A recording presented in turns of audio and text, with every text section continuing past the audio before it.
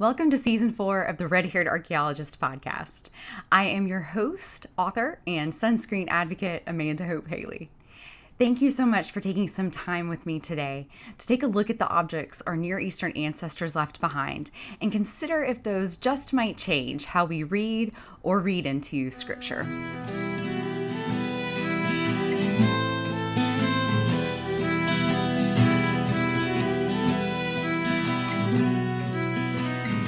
When my trip to Israel was canceled this past summer, I really struggled with exactly what I wanted to do for season 4 of the podcast. I had made all of these plans and suddenly they just went away. So I talked to the people who knew me best, who know my brand best, my husband, my best friend, my parents, my dog, and importantly, my agent and the wonderful women at Redbird Social, who are very busy teaching me everything that I am slowly learning about social media. And the consensus was that maybe this was an opportunity for me to introduce everybody to the period of ancient history that really gets me the most excited. And that is the Iron Age, specifically in the Levantine region. When I was an undergrad, my advisor was a gentleman named Steve McKenzie, and he had just written a book called King David. It came out, I think, within a few months of me starting college, and he was considered really to be the world's foremost authority on King David. I still think of him that way today. And then when I got to grad school, one of my advisors was Lawrence Stager, and he, of course, was the dig director at Ashkelon, a Philistine site for 40 years, for a very, very long time. And so these men, because of their specialty and because of their passion about what they were discovering, what they were writing about, what they were teaching, that really rubbed off on me. And so that's probably why, or part of the reason why, the Iron Age is really the part of Israel's ancient history that I feel the most comfortable talking about and that I really enjoy sharing with other people. Before we dive into that content, I thought it might be a good idea to start off by saying what exactly Iron Age means. So in the ancient Near East, the Iron Age is usually described as being between 1200 and either 586 BCE, when the Neo-Babylonians came in and conquered and destroyed Jerusalem and the temple, or sometimes it's described as ending in 539 when the Persians conquered the Neo-Babylonians. But somewhere in the 6th century is where we have a transition from the Iron Age into the next era of civilization. So two things happened at the beginning of that in 1200. The first is that iron smelting was developed. And you will notice that the era takes its name from iron because that is the tool that became the most dominant for everything from agricultural tools to, of course, weapons. And this is the way that archaeologists and anthropologists name a lot of the different ages of the world based on whatever was the most popular, most important, the best technology at the time. And so prior to the Iron Age, we have the Bronze Age because bronze tools are being used. Before that, we have the Copper Age, the Chalcolithic, but it basically means the Copper Age. And then prior to that is Neolithic, or what is popularly called the Stone Age. And so that's where the name Iron Age comes from. But I think it is really important to note that just because it is the Iron Age in the Levant does not mean that the Iron Age occurred at the same time all over the rest of the world. And so if, for instance, you go to Great Britain or someplace in Western Europe, they also have an Iron Age, but their Iron Age doesn't begin until 800 or maybe even as late as 500 BCE, because that is when the iron technology and the tools and everything really made their way into those regions. And so when someone's talking about the Iron Age, it's important to know where in the world they're talking about and not just when in the world. So that's the Iron Age in Israel. The second thing that happened in 1200, beyond just iron smelting being developed, was the arrival of the Sea Peoples on the eastern shores of the Mediterranean. These were 9 distinct groups of people who came from the regions of Cyprus, the Aegean Sea, that area of the Mediterranean Sea, and they came into Egypt and started attacking and marauding, and they actually end up bringing about the end of that particular era of civilization for Egypt. Well, after the initial struggles between Egypt and the Sea Peoples end up moving up along the coast of the Mediterranean and going into Canaanite cities. And so we start to see, for example, in Ashkelon, a transition of culture from a pure Canaanite culture into a Philistine culture. There is debate out there about whether or not this change from Canaanite to Philistine was the result of wars, of the Philistines coming in, tromping on everybody with their advanced materials and their advanced war-making ability, their giant chariots, all of those things. Was it an active military thing that happened there, or did they just move in and then slowly over time the cultures merged and the Philistine culture ended up taking over? This is something that is debated in the area, but what we see in 1200 is a shift away from Canaanite culture and toward Philistine culture in some way or another. So these are the two things, the development of iron and the arrival of the Sea Peoples, that really start what we call the Iron Age in the Levant.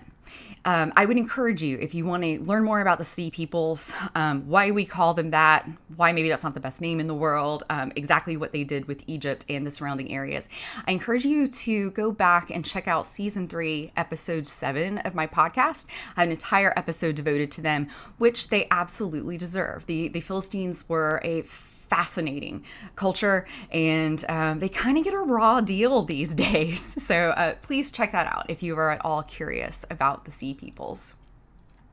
Well, so around the same time that the Philistines are conquering, or maybe just blending in with the Canaanites, it depends on who you ask. About the time that was happening, the Israelite tribes are also returning to the region from Egypt. They had wandered in the wilderness area of what would become the nation of Israel for a generation, and they wandered until everyone died off, with the exception of Joshua and Caleb. So in the books of Joshua and Judges, we read there about how under Joshua, the areas were divided up geographically among the different tribes of Israel. We learn who a lot of the judges were.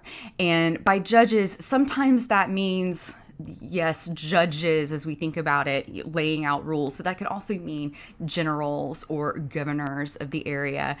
Judge is a sort of unique term in the way that it is used in the Bible. And then we also learn how those Bibles went. So a little bit of a spoiler alert if you haven't spent a whole lot of time in the books of Joshua and Judges yet, but not all of the judges were really great leaders. And the Israelites did not win every single battle that they engaged in. Probably maybe one of the biggest examples of this is the tribe of Dan.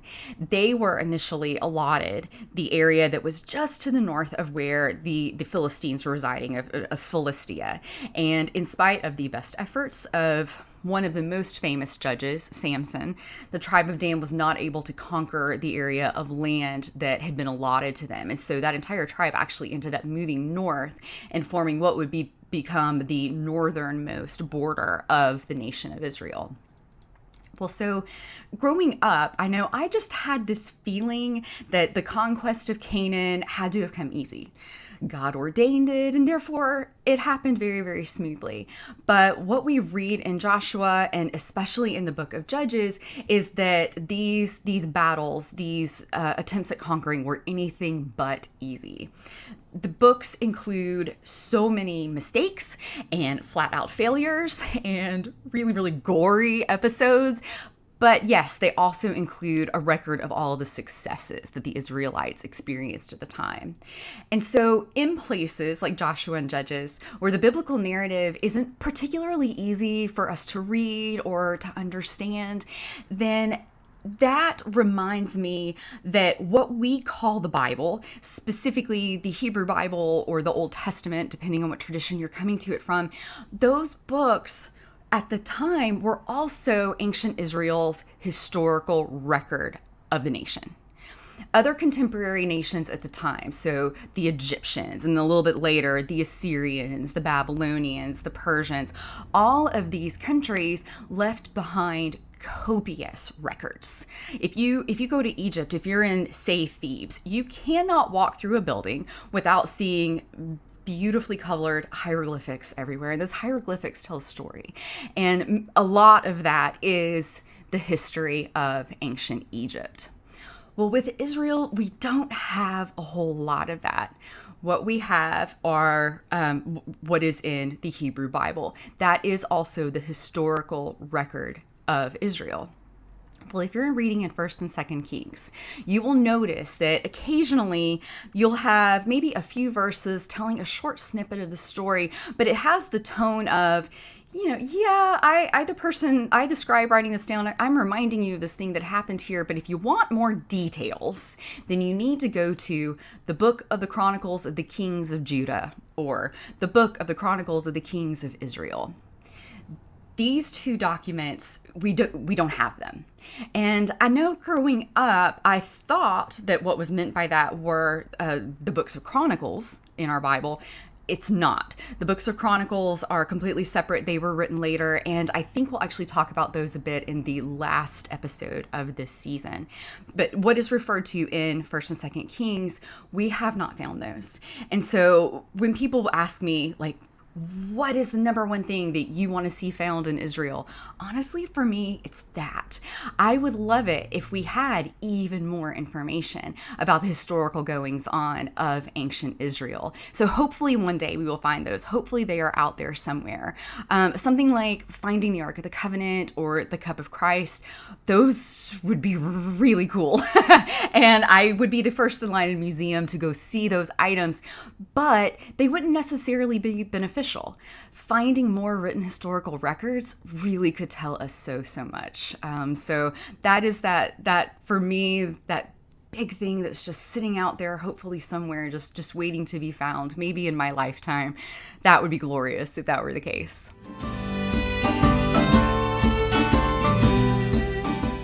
So now that I have bored you entirely with this little history lesson about the Iron Age and the Israelite tribes before Israel as a nation, let's go ahead and talk about that last judge of Israel's tribes. His name is Samuel.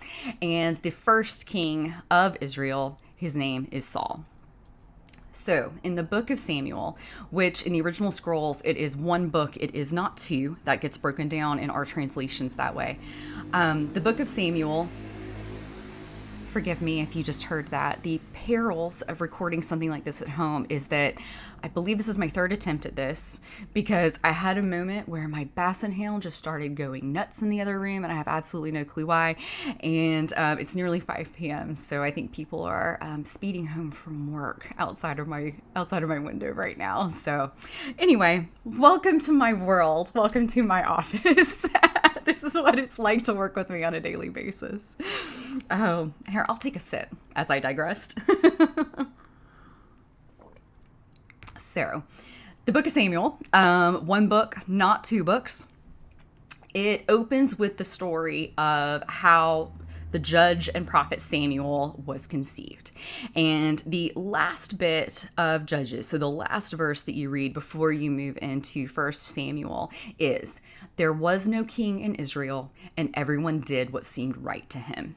So you have that closing in Judges 21-25, and that is really a fantastic foreshadowing of what is going to happen really in the next 4 books of the Bible. I've always really loved Samuel and his story, and really his mother, Hannah. My husband and I struggled with infertility for about 7 years. We had multiple miscarriages, and I know something that I did was pray Hannah's prayers most nights for many years. And as a result of that, I understand what Hannah was praying for. Hannah went and she told God, if you give me a son, I am going to take him to the high place in Shiloh, and he is going to be raised by the priest there, and he is going to serve you all the days of your life. He will be a Nazirite, the same thing that Samson was. So his hair would never be cut. Alcohol would never touch his lips, that sort of thing. And so I used to pray these prayers, honestly, even knowing in the back of my mind, there was no way that I probably wouldn't cut my children's hair or something like that. But anyway, I have loved her as a Bible character for many, many years. And that's part of the reason I think I enjoy Samuel's story so much, because he was not just an answer to Hannah's prayers, but he also was absolutely invaluable when it comes to the change from Israel as a group of 12 independent tribes over into Israel as a nation. He was completely necessary for that to happen. So the books of Samuel tell the story of course, Samuel and Saul and David.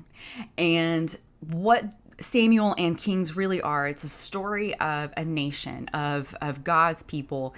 They looked at him and said, we want to have a king. We want to be ruled by a human, just like everybody else around us. That is not what God wanted. God wanted Israel to be a pure theocracy, which is not something that we have ever experienced in human history. But God envisioned being the leader of his people himself, and they're not needing to be a king over them. But the Israelites made enough noise that God acquiesced to this. So your first little bit of archaeology for this episode is in 2008, during an excavation at Khirbet Haifa, which is it is a city that many people connect with the biblical city of Sha'araim, which is a border city between Philistia and Judah. It's mentioned during the reign of David in the 11th century. Well, in this city, there is a piece of broken pottery that was found. And on this piece of broken pottery, somebody had written down words that roughly agree with the words in 1 Samuel 8. In 1 Samuel 8, that is where Samuel describes to the people what is going to happen if they actually get what they want. And that is essentially that when you have a human over you, that you are going to be oppressed. And in his way, Samuel is trying to talk everybody out of this demand that they are making of God to have a human king. But he is warning them, he is warning the Israelite tribes against requesting this king. Well, so someone who heard what Samuel had to say obviously thought that it was important enough that he sat down, and probably most scribes at the time, of course, were male, but he sat down and got his stylus and made his ink and recorded the words of this warning. This particular artifact is not completely understood. And so if you go to the show notes, I am putting a link in there so that you can see images of this, see more images of this particular artifact. You can also read what different scholars have to say about it. There's disagreement about if it's Hebrew or if it's proto-Hebrew or if it's even Phoenician, if it should be read from top to bottom or bottom to top. There's lots of disagreement there. But what I see in this is simply an artifact that is, it's a little bit of written history, and it's something we don't know who wrote it, but the words that are there coincide with the sentiment at the time that the people would have been hearing from the judge Samuel, that, hey guys, I'm telling you, you don't want this, you think you want this, you really don't want this. Well, of course, in the end, Samuel ends up going and he anoints Saul. Well, so the way this goes is Saul one day is out searching for his father's lost donkeys. And in brief, he ends up finding Samuel, and the two of them have a dinner together. The next morning, Samuel anoints Saul, and then they break apart. Sometime later, and we don't know any more than that. It could have been a few hours, a few days, a few weeks, a few years. We don't know. The Bible just says sometime later, Samuel goes and he calls all the leaders of the tribes together. And first, he accuses them of rejecting God in favor of some unknown human ruler who, they don't know who this guy is going to be. But he tells them that, you know what, God is going to do it. You are going to get a king. And so he gets the tribes to engage in drawing lots. And as they do this, as they go through this practice, at the very end, of course, Saul is the one who is chosen. Of course, what's kind of funny about this is as they're doing this, Samuel's sitting there knowing, yeah, it's going to be Saul because I've already anointed him. So everything happened maybe a little bit backwards from the perspective of the Israelites, had they known that it had gone down in this order. So it's just, I don't know, something that's just kind of funny to me. Well, because of inexact English translations, I knew that I grew up thinking that casting lots or drawing lots was basically all of these guys sitting down and playing one big giant game of dice, and that somehow that was how they divined an answer or decided an answer or something like that. You see lots mentioned frequently in the Old Testament and the New Testament. They are tools for decision making. They can be tools for divination. But what would actually happen is that people would take a piece of pottery and they would write something on it, whatever they were trying to decide. In this case, it was probably, a name, or it was a name. So, to begin with, each of the heads of the tribes would take a piece, they'd write the tribe's name on it, and then they would cast the lot into some sort of a vessel. Maybe it was a bowl or a bag or, something like that. And then whoever was in charge of this process, in this case, Samuel, then he would draw lots out of that vessel. And that is how decisions were made at the time. If this sounds maybe sort of kind of familiar, but you're not quite placing it, I'm going to link in the show notes to another article that is actually about the lots that were discovered at Masada.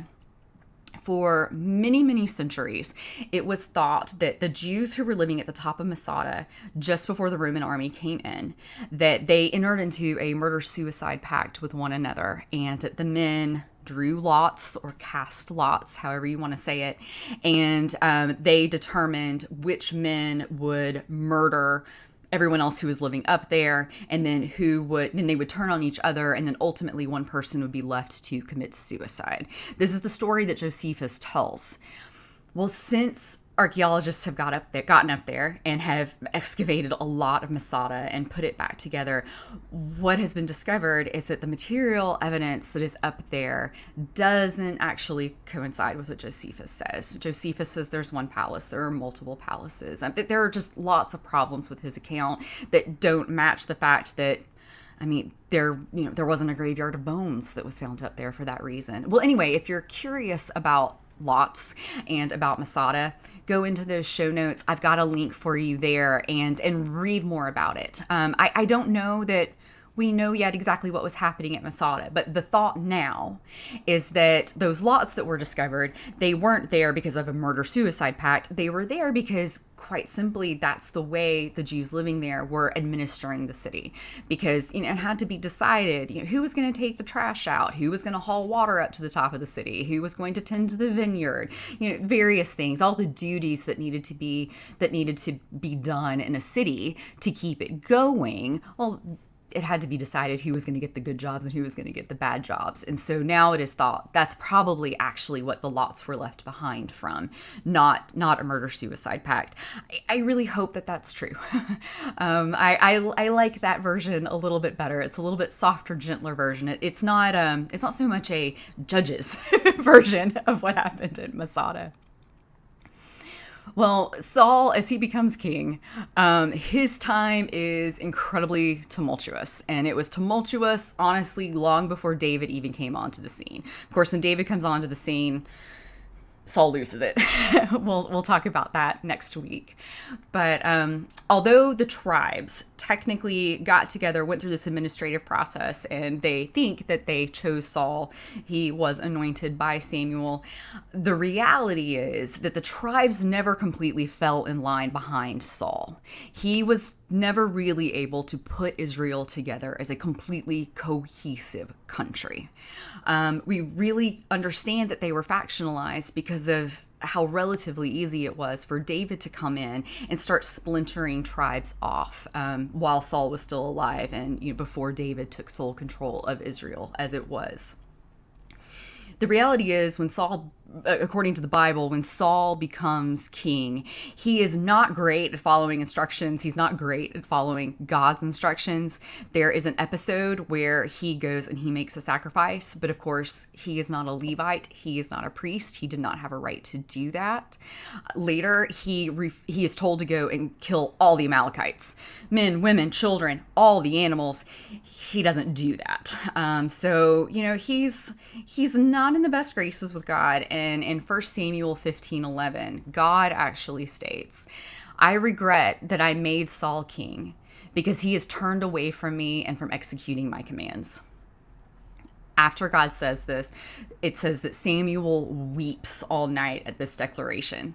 But Samuel picks himself up because in the very next chapter, he goes and he anoints Israel's next king.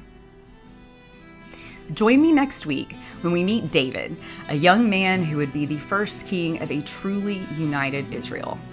Under him, all tribes unite, the capital is founded in Jerusalem, and the Ark of the Covenant finds its resting place. The Red-Haired Archaeologist Podcast is researched, written, and recorded by me, Amanda Hope Haley. It is edited by Tanya Yeremkiv. New episodes are released each Thursday. To interact with me and other listeners, make sure you click the follow button on the Red-Haired Archaeologist pages on Facebook and Instagram. Then check out my website, redhairedarchaeologist.com, where you can subscribe to my monthly email, order signed copies of all my books, and schedule me to come speak in your town.